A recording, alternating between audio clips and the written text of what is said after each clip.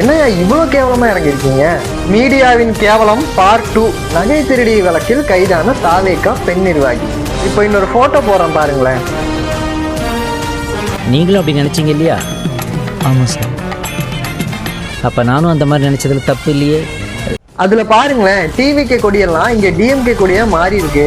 இது கூட பரவாயில்ல, அவங்கள ஒண்ணு மென்ஷன் பண்ணிருப்பாங்க பாருங்களேன். மேல்புற ஒன்றிய இணை செயலாளரா. மேல்புற ஒன்றியத்துல இருக்க ஆளுங்களோட டீடைல்ஸ் பாத்திரலாமா? பாருங்க.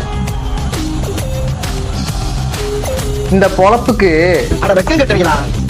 இதுக்கு இருக்கிற வெள்ளையங்கிலி மலையில இங்க இருக்கிற சாமானிய மக்களுக்கு நீங்க போற நியூஸ் ஆயா உலகத்தையே அறிய வைக்குது. அதுலயும் நீங்க ஃபேக்கா ஒரு நியூஸ் போட்டு இங்க இருக்கிற மக்களையும் ஃபேக் ஆக்கிட்டு இருக்கீங்க.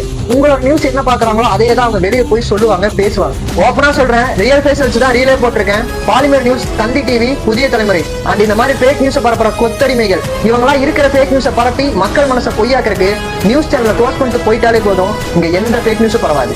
நான் தப்பா பேசுனா கமெண்ட் பண்ணுங்க, கரெக்டா பேசுனா ஃபாலோ அண்ட் சப்ஸ்கிரைப் பண்ணிக்கோங்க. நாளைக்கு ஒரு வீடியோ பார்க்கலாம். பாய்.